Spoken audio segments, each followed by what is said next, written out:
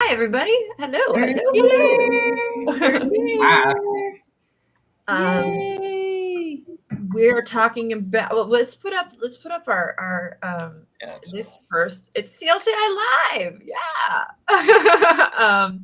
And then I'm gonna let Jerome take over here. Bye. all right. I like to So hide. let's go ahead and put the topic on screen for you guys. We today are joining you for another Tuesday live at 4 with the topic of fuel and friction. And this is an exciting topic. Um, as I was doing research on it, it really, to me, kind of equated to motives, what motivates us, and blocks for something that's maybe a little bit more in the coaching language realm. Um, so we'll go ahead and just jump right in. Fuel and friction. First, what do you guys actually? Yeah, I said what I see fuel and friction as. What do you guys see Mhm. fuel and friction as? What does that kind of equate to you guys? Especially maybe if you have a second, talk about that translating in the coaching realm.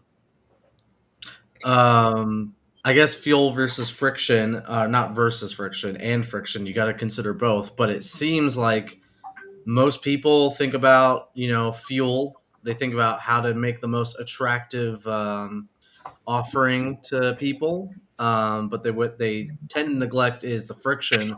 What elements are making it more and more difficult, and what puts somebody close to the edge of buying something, but then stops at the last second and goes away. Okay, Um, so I'm hearing you speak about it in marketing terms, pretty much, yeah, which I'm definitely thinking applies. about this in marketing. Yeah, that definitely applies in the coaching realm because we all, as a coach, definitely have to market ourselves, which is Mhm. important. Do you guys have any other different definitions as far as just kind of what you perceive it to be? Yeah, I think we have a tendency to do a groove the easiest way that we've been doing things. And when we try to add some new things, it might not be the comfortable um, groove we've become accustomed to. And so, like you said, Jerome, motivation. What's going to motivate us to stay in that new direction? And how do we keep it being beneficial to us? I mean, you can even think about it as I'm saying this out loud. When we're talking about fuel and friction, it's fueling the new direction, adding ways to make it easy, sustainable, and to add friction to our old ways, even so that we're not as um, utilizing that old pattern, so that we are jumping out of our comfort of what we know. Mhm. Maybe not trust. It may not be trust, but it's what we know. Yeah, I think that's what I So would say. Hmm. I kind of just piggybacking off of what you said. What do you guys think is more important if you're trying to reach a goal? Uh, Adding more fuel or reducing that friction? I think it's going to depend. Yeah, that honestly depends. If you're like, if we're using like physics as a strict metaphor, if you had a completely frictionless environment, you only need the smallest amount of force or fuel to push somebody, and if it's completely frictionless, always going to go where it's going to intended to go. In real life, though, you can't create completely frictionless environments, so you kind of Yeah. you kind Yeah. of have to balance. You have to decide where you're at, and then balance between, do I need more fuel or do I need less friction? Um, Well, I think that sort of that we as human beings have a tendency to focus on the fuel aspect. We have a mhm. tendency to try to build a bigger rocket. We have to try to make our product better. So if there's a problem, we look at, well, how we turn to our product first, the us, the I. What is the problem with us? What am I not doing right? Why am I not good enough? Why, when in fact we may not want to be putting that focus on that, which that's the fuel base. But when you're looking at the friction, you're taking I out of it and you're looking at what is causing your client or your customer to what is keeping them from the behavior you desire. And it's putting yourself in their world, and it's having you think about them and not about you. And our natural inclination is, of course, to first think about us and not about the other. So that's sort of where which is kind of perfect when it comes to coaching, right? Is within the coaching space, we want to be thinking about the client, and not us and the I. So it's a great application therein. I was just, as you were talking there, thinking about another way that we use it in coaching. We talk about flow, the flow of a session, right? So that flow, that easy, but there's times that we have some friction that get in there. So we're having a deeper conversation. So again, works in tandem. I know there are various things that can cause friction. Can you guys think of like, sources of friction, what we might mean in a more tangible, real world kind of experience of what friction might be for a client or a customer, or anybody? Well, marketing. Well, for our students, marketing is definitely, technically marketing is a fuel, you would say, but Marketing is a concept, I would think. but having to actually market themselves would be the friction. Yes. But so if we look at, let's bring a real world example. We can do this with us at CLCI. So we at CLCI, we offer we certify life coaches in 3 days, right?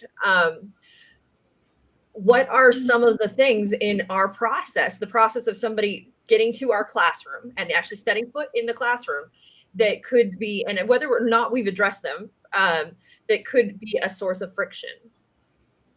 well, they have to go to the website. That's a step. And they have to man it and figure it out and get it. Yes, If they're going to research anything, that's another step, or a few steps, depending. Or if they've already been there, done that, now they've gone to the website, and now they're going to the register button, and that register button brings you to options, and then you have another step. I thought of a friction point right now. I don't know if I should say it on the live. It kind of has to do with the calendar. How the calendar is set up for people to see what classes are and aren't available. I'll tell you my idea. But it's okay. We're going through that process. Potential friction moments are what we're identifying is things that could slow people down when it comes to getting to that final product, that final moment. What could take them and put the brakes on?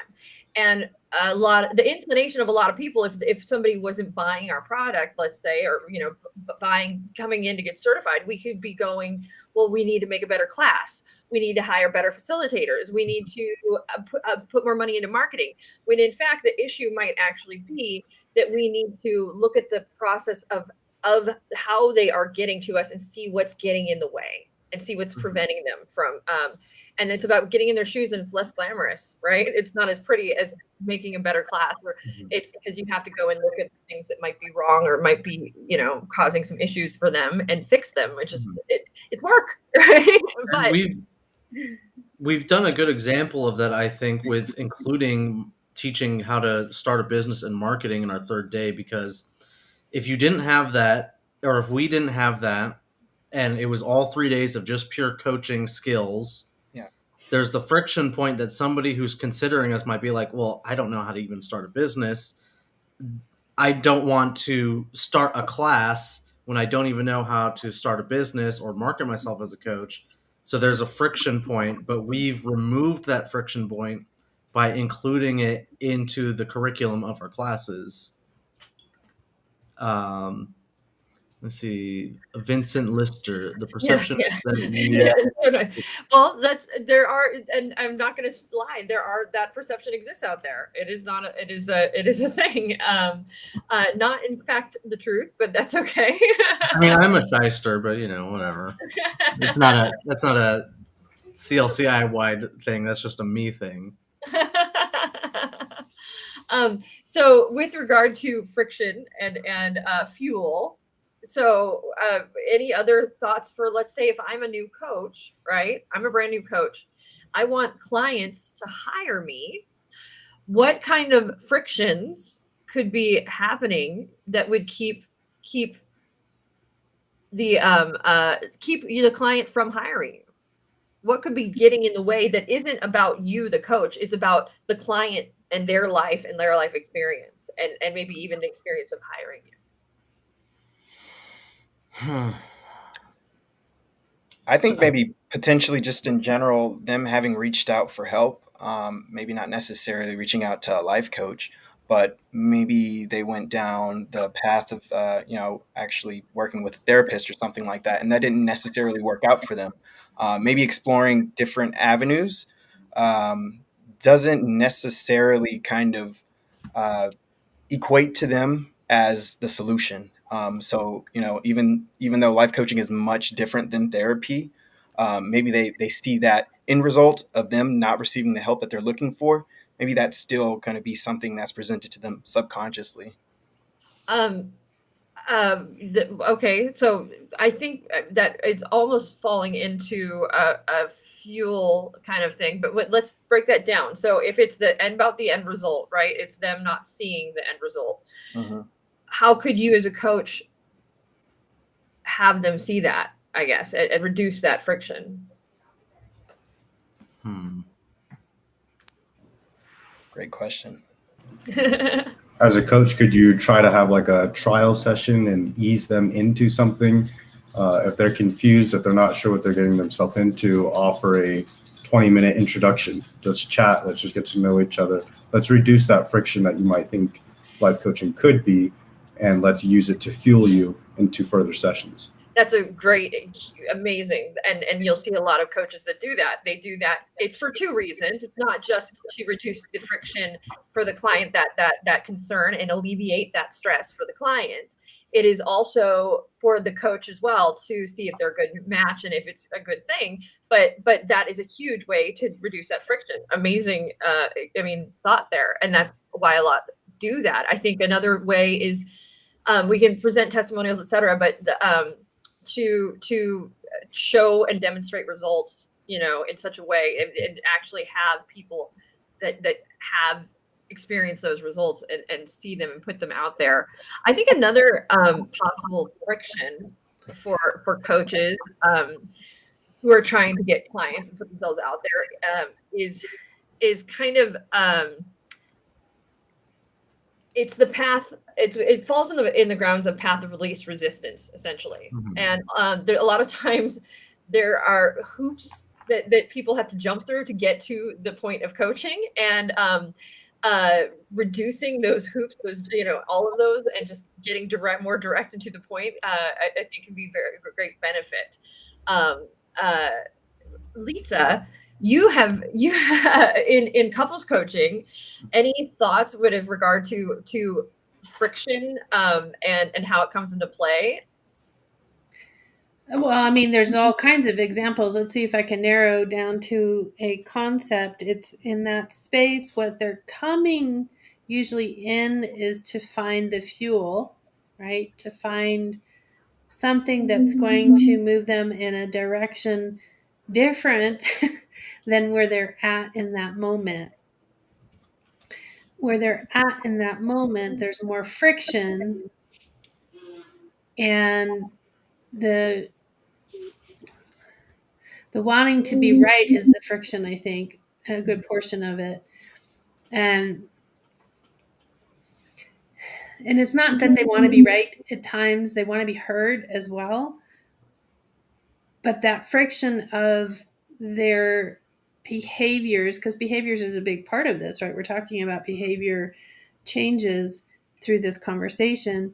And behavior change, we all want the other person to do the change. So there's more added friction versus fuel. Although the fuel would be the person, one side says, you've got to do the changing, so I'm going to push fuel here. That's a push, yeah. Yeah. Whereas the other one says, you're the one. Or they may come to the realization that it's a we, but getting out of their own way to make those changes, they're not quite sure what they're willing to commit to. So there's friction in that space, but they want to add the fuel to, yeah, it's the conundrum. Yeah. Well, the getting out of their own way is really what that friction is, right? That's Mhm. that's the moment, and that's why it is that you have to be thinking about your client, the other person, to reduce friction. You can't be thinking about you have to be thinking about their experience. Mhm. I know one of the tools to help manage depression and things like that is to do unselfish acts. Essentially, it's and it's actual like therapeutic. It's listed as a treatment essentially, and that because it gets you out of an I space and gets you into a space of thinking about other people and thinking about Right. and the same can be applied in relationships. I know we all sort of studied up a bit for this, and there's a mention of the negativity bias and how it takes about 5 bad things to fix one, or 5 good things to fix one bad thing. Yeah. And because of this bias, would serve us a great deal of good to be reducing friction and take the time to think about how to reduce friction sometimes, instead of creating like grand good acts of whatever, when it might actually do us a lot of good service to reduce friction as well. Now, as a coach, or part of this is also about how when we add fuel, like when we tell people what to do, what is the first inclination? Anthony, go do something. No, absolutely not. Why? Exactly. Yeah, I immediately create friction. If you start, adding fuel sometimes has a inverse effect that you want. Where if you think, like, let's say for example, you get a customer wants to sign on as a client, and they come to your website and they're just about to like buy and convert, but they don't.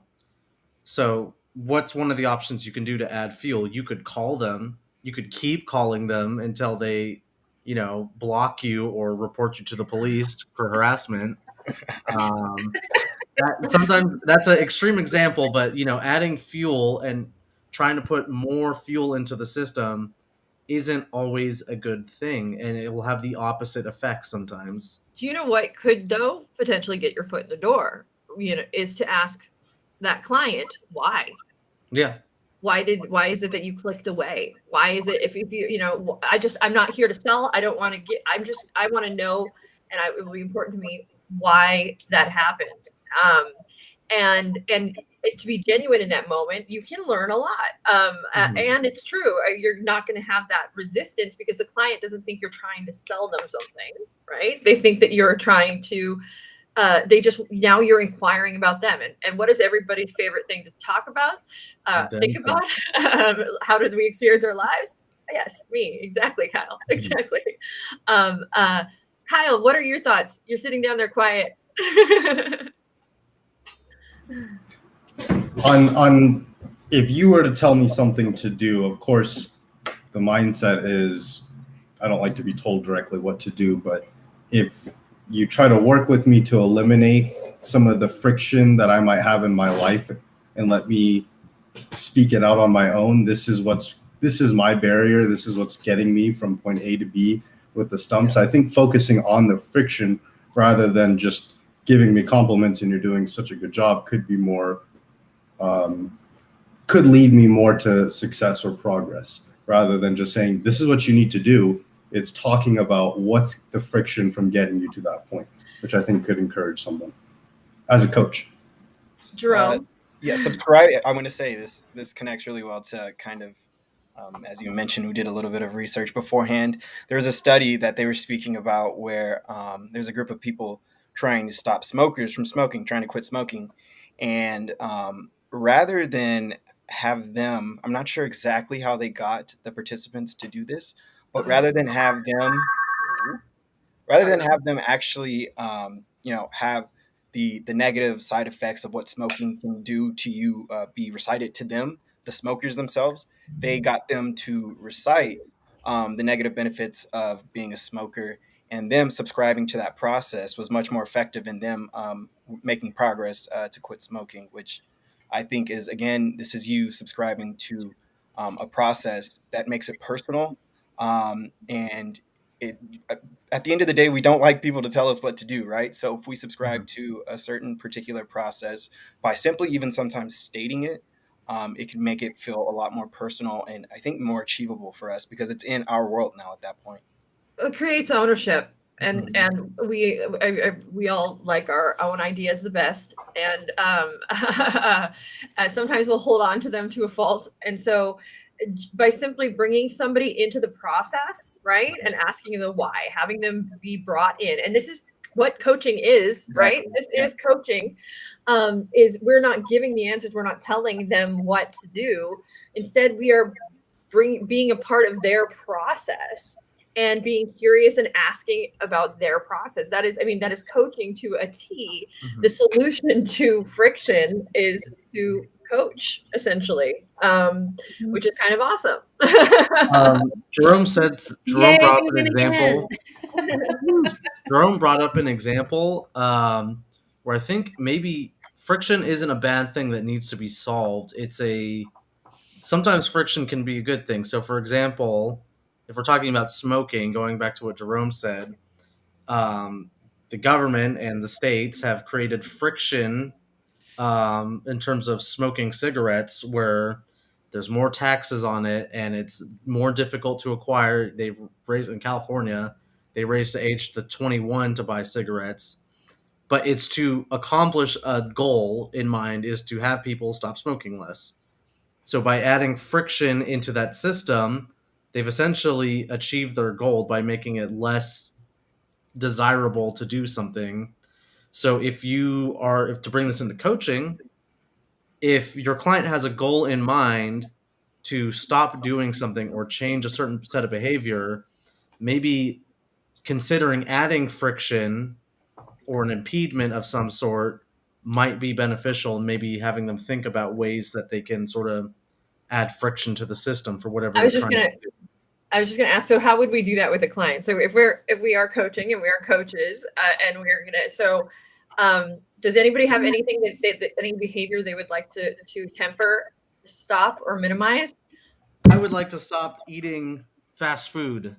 Okay, so Anthony would like to let's coach Anthony through stopping eating fast food and see if we can introduce some friction in the process. So let me tell you why this is so difficult, because there's so little friction.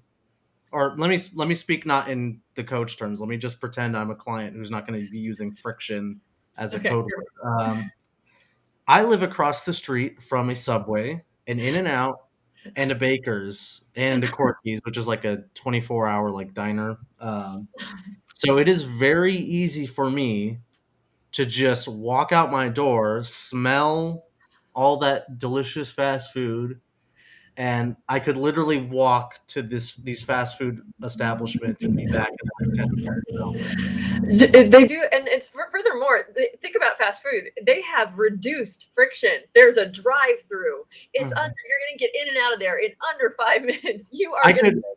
I could realistically, while I work, I could go on the app for whatever restaurant I want, order the food for pickup, then on my lunch break, walk there, grab it, and come back and eat at home. So it is so easy for me to eat fast food when I don't necessarily want to do that as a long-term goal. I want to eat healthier. I want to plan my meals, but the fast food option is just right out. You guys can probably see it. You just light. If you think about it, fast food is really like the kings of reducing friction. They are the kings of reducing friction. That's crazy. Yeah, absolutely. So if we're coaching Anthony through this, Anthony, how can you stop eating fast food? How can I stop eating fast food? Just throwing it out. Not the best question, but I can have ready-made meals in my refrigerator there, that I cook on like Sundays or the weekend and have them ready so that when I get hungry and it's lunchtime, I can go put it in the microwave rather than walk across the street. But the problem is, though, That's what I was just gonna. it's right there, though. So I mean, obviously, in the past, you've always had the opportunity to go and make pre-made meals and have them ready in your fridge. You've always had this offer, this available to you. So, what is it that is preventing you from doing that?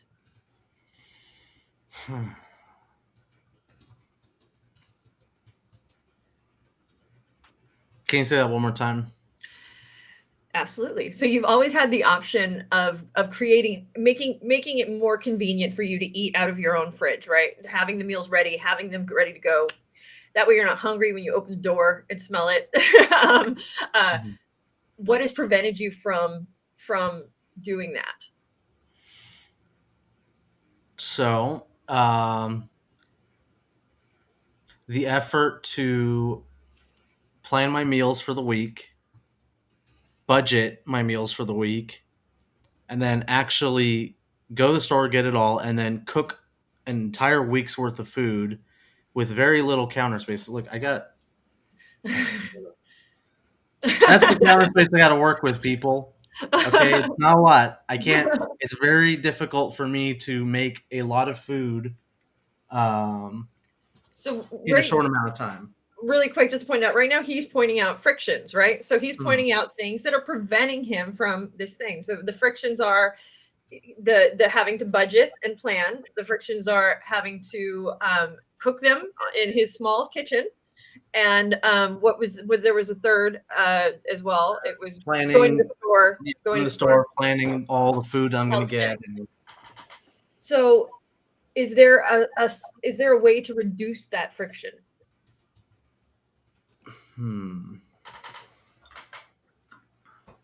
I could hire somebody to do it for me. So just taking a sidebar, we're having private chat back here. It's kind of fun. You guys are doing that, and then we're playing around with this concept. We were reading on this. It can be a motivator in the sense of, some people will use it to be an instigation to move towards something, right? This friction will. I want to be a bodybuilder. Somebody told me I couldn't be a bodybuilder.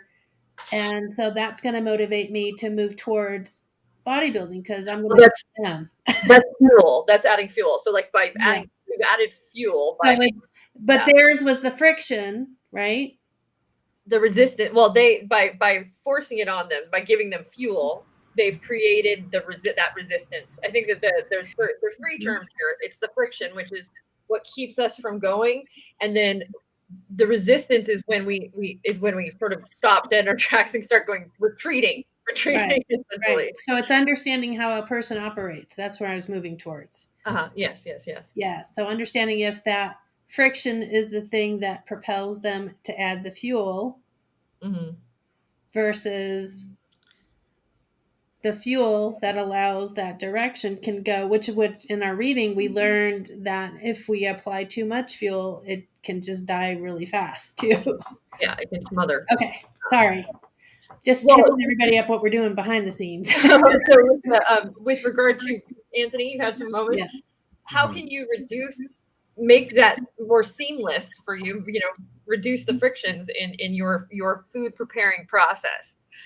So I know there's programs online that sort of help with like that. Like you put in your, I guess, budget of how much food you want to eat and your actual monetary budget.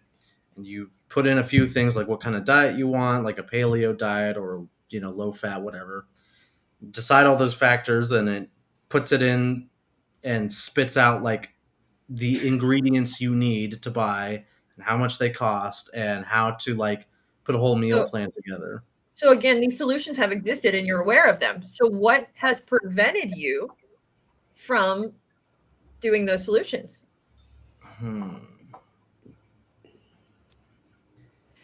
That food sounds nasty. And this is where the importance of this, while he's thinking, the importance of knowing is that friction is about exploration. And that's what makes it less glamorous. It's because we can have all these solutions, but there's a reason we don't pull the trigger. Like there is a reason that we don't, and we shop around, we window shop, and it's so when you're figuring out friction, when you're figuring out the true source of what is preventing people from purchasing or what is preventing, you have to dig deeper, and you have to there's another concept here that it's called the job to be done. So when somebody hires you for anything or you buy a product, you are buying it to complete a job and get that job done. If I am somebody who's building a product, it's more than just that the product has to do the job. It's that the way I deliver the product has to be perfect and tailored. The way that the customer purchases it, the way it gets given to them, the way the whole experience is as important as the product itself. And so there's a lot of elements at play when you're trying to dig into this thing. So we're doing that with Anthony right now and figuring out what the friction is. So why have you not done that? I think the actual friction is I don't like cooking in my kitchen. It's annoying. I'm constantly banging my elbows against the fridge, the stove, and like whatever dishes are out there. It sucks. I hate it. You can either just move into a bigger place with a bigger kitchen. That's not realistic, though. Instead, is what I'm thinking is another solution I was aware of, but I haven't pulled the trigger on that one yet, is doing the whatever food delivery service thing where like they have your meals out, and I do that. It's so convenient and stupid that I get annoyed when I don't have it. Like when something goes awry and for some reason I'm like, I can't have food in 2 minutes. What is going on? And I get so upset about it. And it's just become it's fantastic. I highly recommend them. But so what has prevented you there, out of curiosity? Oh boy, this is going to turn into an actual coaching session. Cost has prevented me because it's more expensive. It's a service that does pretty much everything you want, but then it costs more. So now I'm vacillating between costs and health, ease of access, and health. And there's a lot of these factors that takes some time. But in the meantime, I'm just trying to figure out how to not eat so much fast food when it's very available to me. Just to make a point here, just to point out, so Anthony, pause. Time out. This would be a good moment to then now connect Anthony with the emotional relevance of not eating fast food, why he doesn't want to. And so we would, coaching, ask a series of questions that would get Anthony to then link to the emotional relevance of why it is that he wants to stop eating fast food, and then that will help him be more attached to his goal of not eating fast food, because I think this is a big indication that Anthony is not committed to not eating fast food in truth.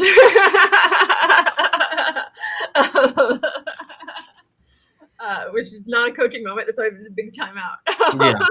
Yeah, this entire time been wanting to say, come on, Anthony, fast food's delicious. Everybody loves fast food. just do it. Who cares? So you know what I should do? Here's an idea. I should plan out my calories and my food schedule and only eat fast food. That's what I should do.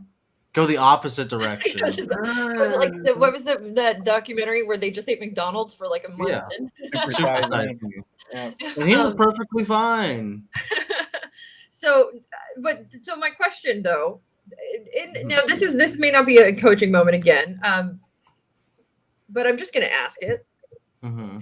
Do you have to never eat fast food again for the rest of your life? Is that the goal? I think that outside of the coaching thing, I think that's probably an appropriate coaching question to ask. Okay. I think that's in the coaching space. Am I correct, Lisa? Is that question okay? Yeah. I mean, it's challenging you. It's a challenging kind of question to see where your commitment lies and potentially, could it be a wrong question for someone? Sure. But it sounds like it's in alignment with what you've been saying.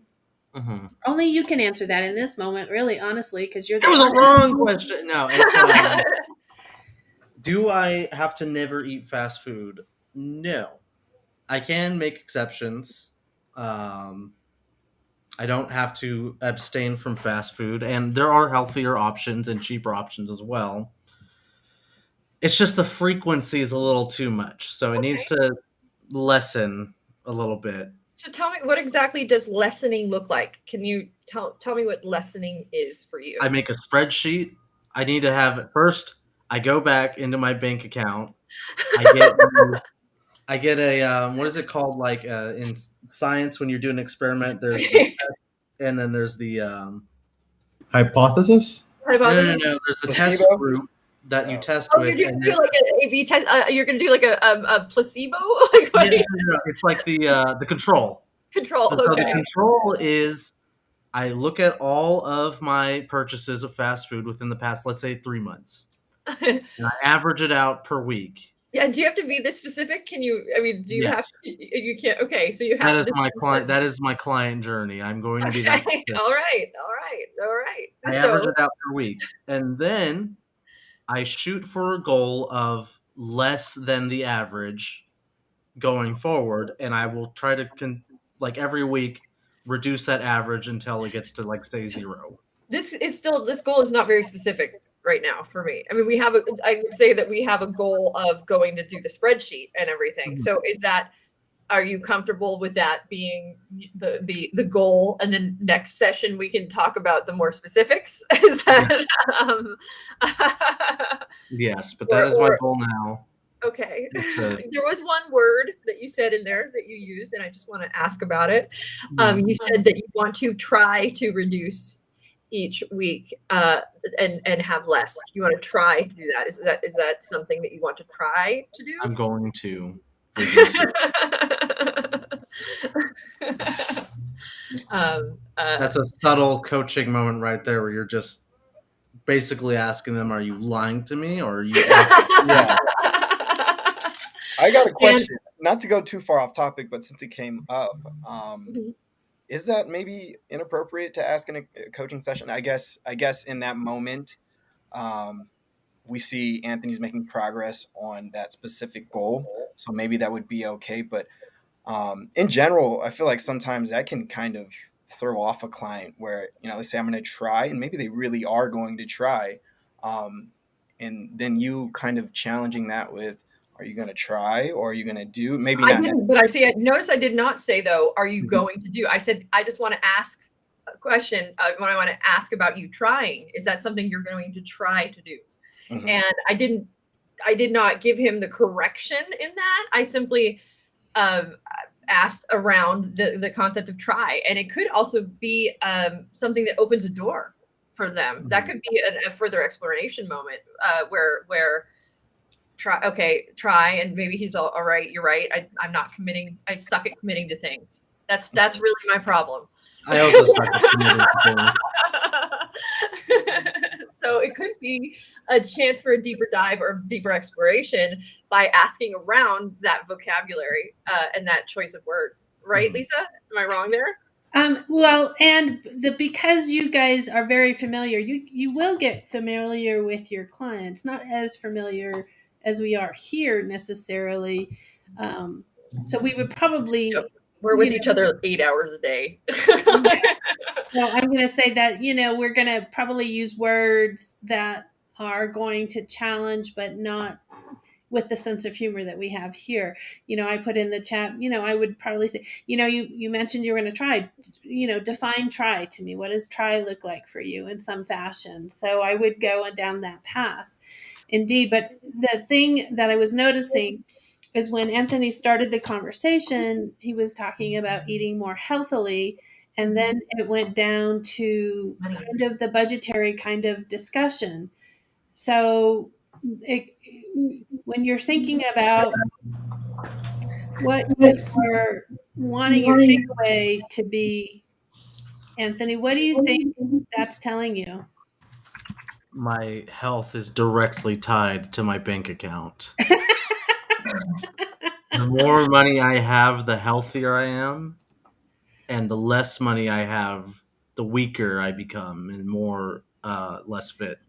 And so how is eating around that going to contribute to what you're sharing? I would say to be less of a goofball. The less money because it does eat up, fast food does eat up a big chunk of like my food budget, like on my credit card bill at the end of the month because it's so convenient. By reducing that sort of expenditure, I'll have less anxiety about what I'm spending my money on, and I'll be more willing to spend it on things that are pro my health. So maybe like joining a gym or something like that, or a fitness club sometimes, or doing active things that better my well-being rather than trying to stop doing things I think harm my well-being, mainly spending money and eating fast food. Which now that I'm thinking about, there's nothing really preventing me from doing the things I want to do because I'm doing other things that I shouldn't be doing. I could probably do both. I could eat fast food and also go to the gym. But I feel like I need to stop doing one thing before I start doing another because I'm bad at multitasking. So what's And that? that brings me to a whole other coaching session around being bad at multitasking. That's not my goal, though.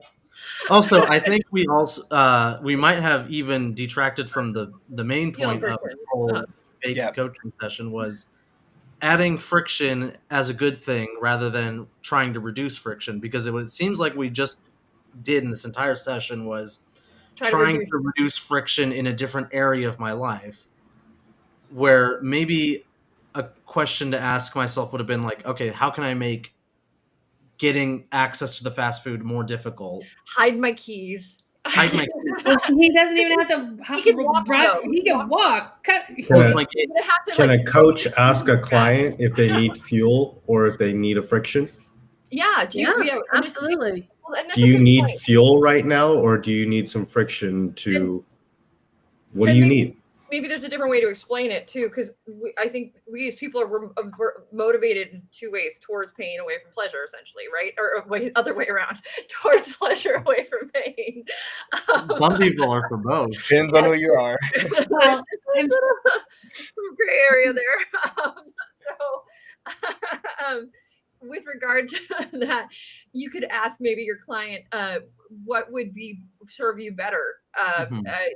Being motivated or being, essentially counter motivated. Yeah, and that could go very south. Asking your client. Oh man, we're talking about might go into a realm you don't want to go. But I also would say that Kyle's question, because he's aware of the vocabulary Anthony's can use and is talking, using those terms could work very beneficially as well. How could you introduce that to your client in those terms? So would it be okay to be like, there's a term, fuel or friction. Friction stands for this, fuel stands for this. I'm just going to give you an explainer moment. What would serve you better in this? Is that giving them answers? I think that is appropriate, but it's kind of like an amateur coaching move because you're not speaking the client's language. You're trying to teach the client your language, which is kind of. But it could be a tool. Fuel and friction could be used as a tool as a coach. Make it into a PDF worksheet. Boom, you got a coach tool. Well, that's true. Maybe it's in your marketing prior too, and that's a big part of your marketing. Fuel and friction. So what do you want? I'm the fuel. Friction coach.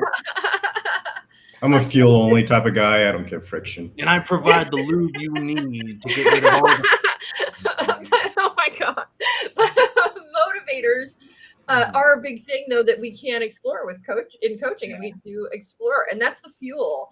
And that's essentially what a motivational coach is. Yeah, but maybe motivational coaches, we should take just as much time to explore the frictions, like what keeps you from being motivated, what negative things might motivate you, like what how can you negatively use things to I'm trying to think, not like to prevent you from doing. What roadblocks can you create? Can you make a block? Let's build some blocks instead of breaking them down. But it can't. I love that. It's a great point. It's a different way to look at it, and I kind of love it. It's kind of innovative. Well, this is like a good example. Like, put blocks in your way.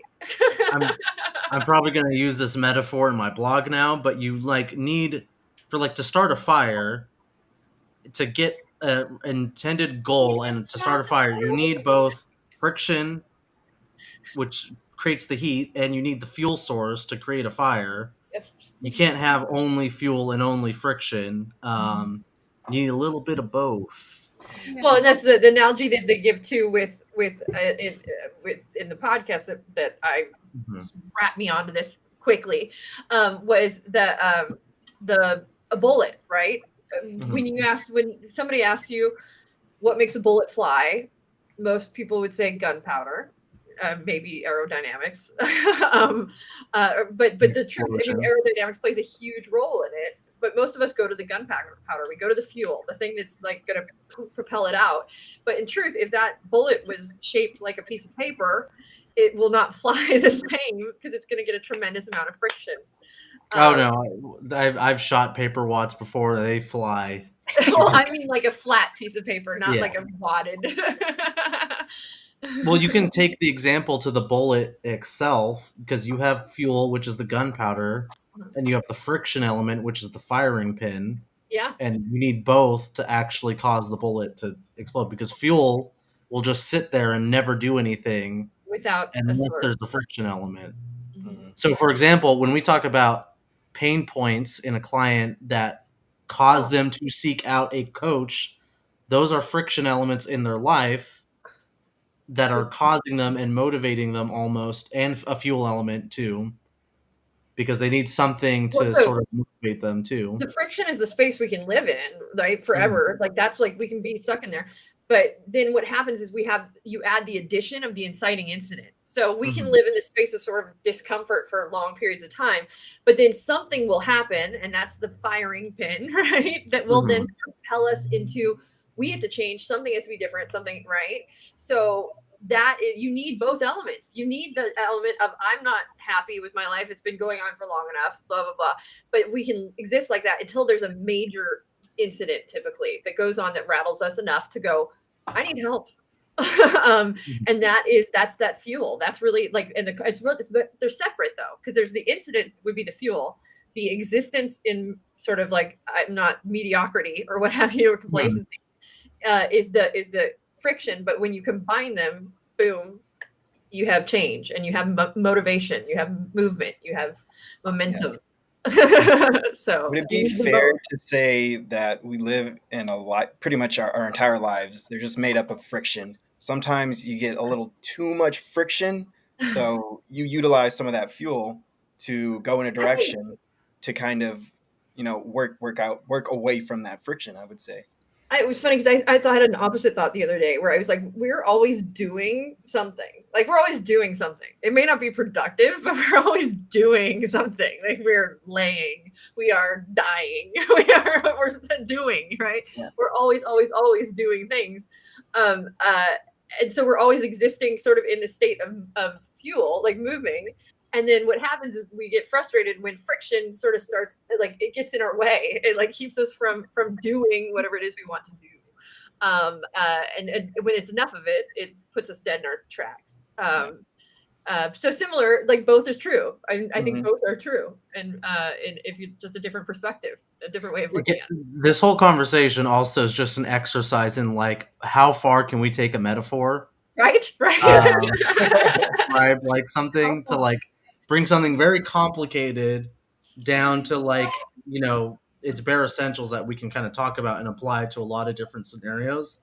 So for the viewers, what we're saying is not like the end all be all truth of life. It's just a metaphor to sort of help interpret like the client's journey and like what may or may not be motivating them and working against them. We use a lot of different terms like blocks. The takeaway though is when it comes to your clients, when it comes to getting them, like before they've even come in the door, and also when you're working with them, the fuel and friction element is not about you. It's about them. It's about exploring their frictions, exploring their fuels, and learning about them. And that's true from the beginning, from before they've even met you.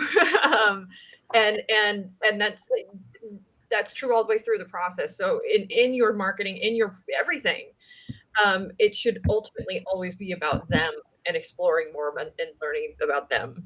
And this is just more proof of that. Yeah. I see heads nodding, I guess. Yeah, this conversation I think is extremely applicable to coaching because of exactly that aspect. It's not about you; it's about your client.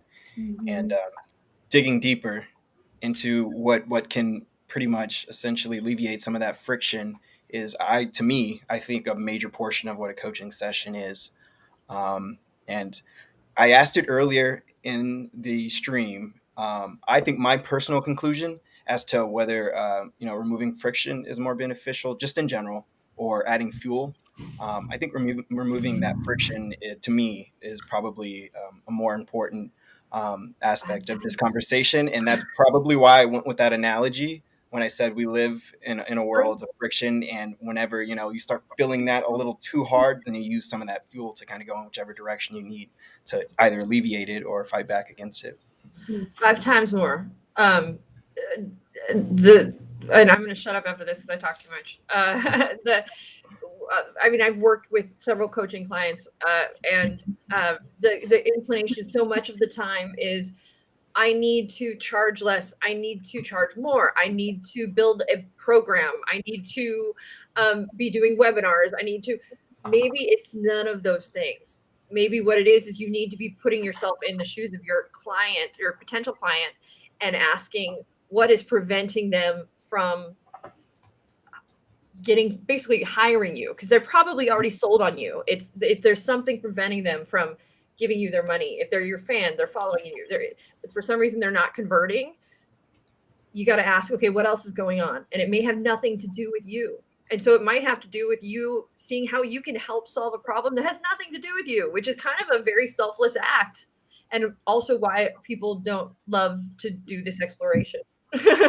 So the good example they gave was, if there was a company that had these amazing couches that was customizable, nobody's buying them, but they're spending hours designing them. The problem was, well, it's because people already had couches and they had no clue what they were going to do with their existing couches and how to get rid of them and what to do with how to handle them. The solution: we'll pick up your couch when we deliver this one, which is going to make the person who's making the couches, it does create a problem for them, right? They have to now handle the problem so it's a selfless thing, but done so to better their business, and their sales went through the roof after that, because that was the problem. And it had nothing to do with them and their product. It had to do with the fact that people had couches and no clue how to get rid of them.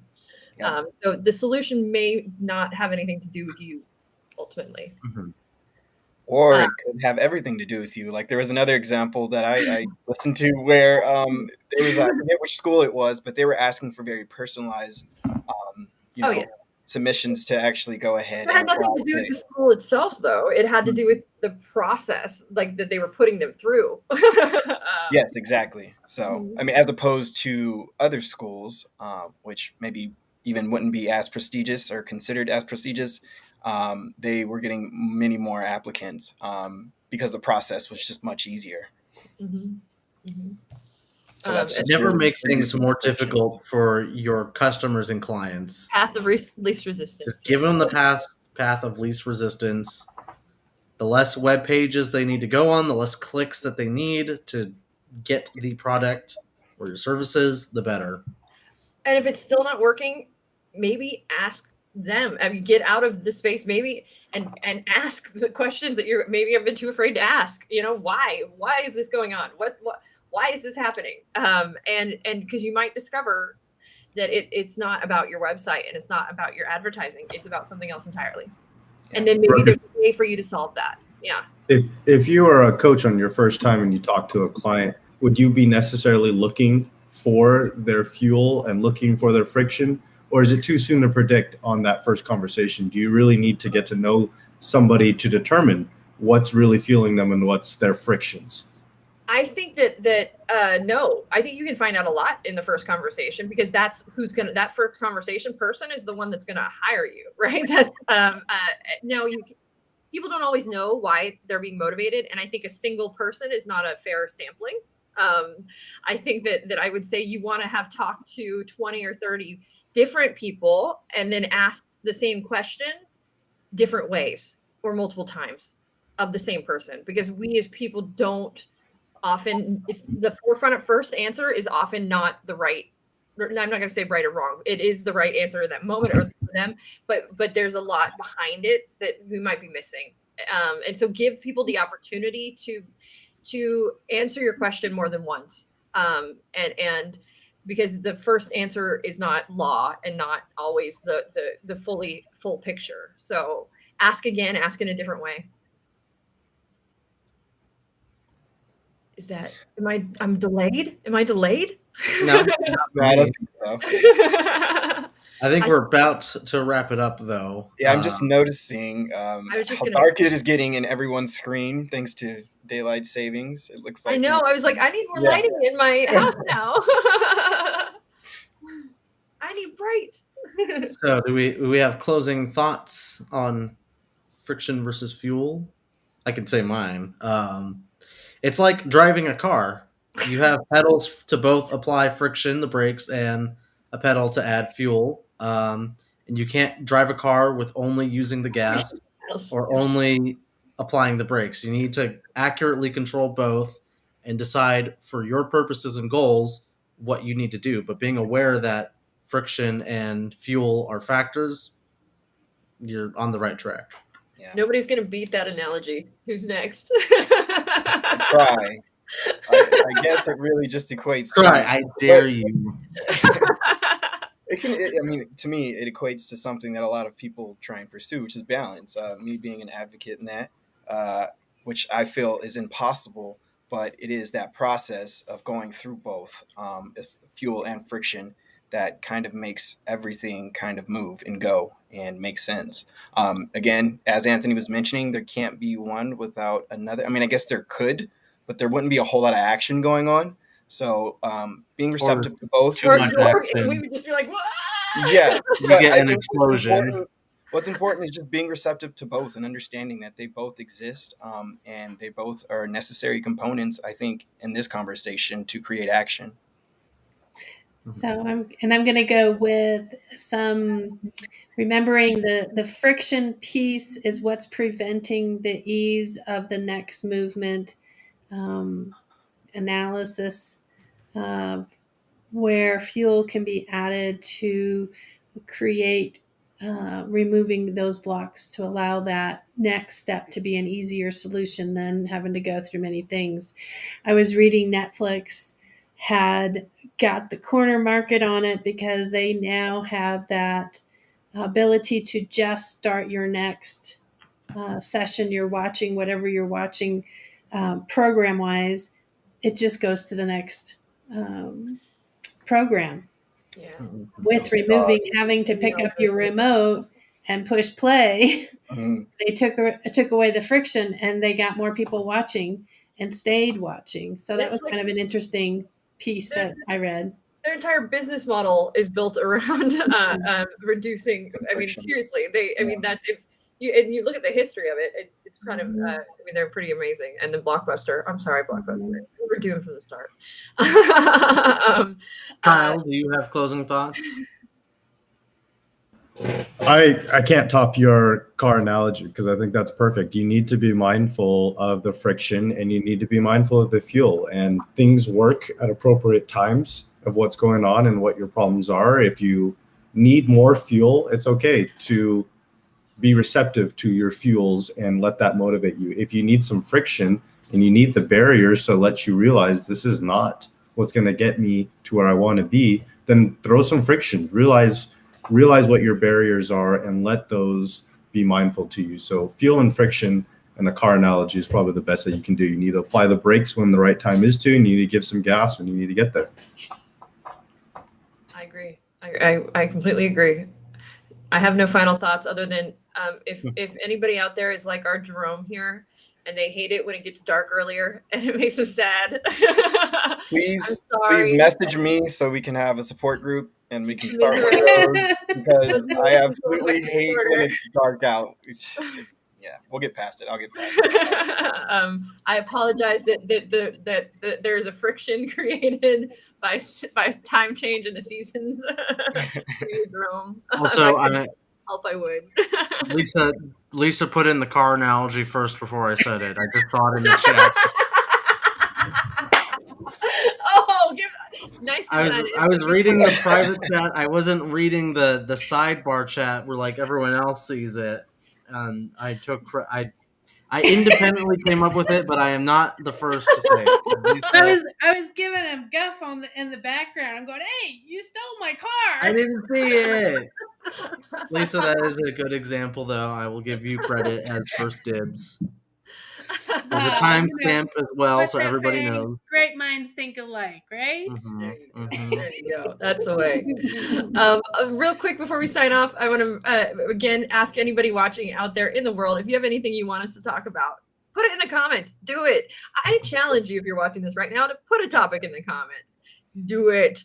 And I want to say, if you enjoyed this, share it with your friends, give it a like, please. And join us next week, because we will have another intriguing, interesting topic for you guys to join in on. I was just going to share what that is. Next week's topic is, just so everybody knows, coaching tools for Thanksgiving success. So we'll be giving actual tools and techniques to make sure that you have a great Thanksgiving. To bring to your Thanksgiving. We have to know how to move away from the politic conversation. What is that? No fuel. And no turkey. More ham than turkey. No one likes turkey. So that'll be our next week's topic. And I think the following week we're doing simple questions you can bring to Thanksgiving dinner. That's going to be fun. Yeah, I know it will be. All right. Thank you guys so much for watching out there. Make sure you comment, leave a topic, and share this with everybody you know. Darn it. Okay.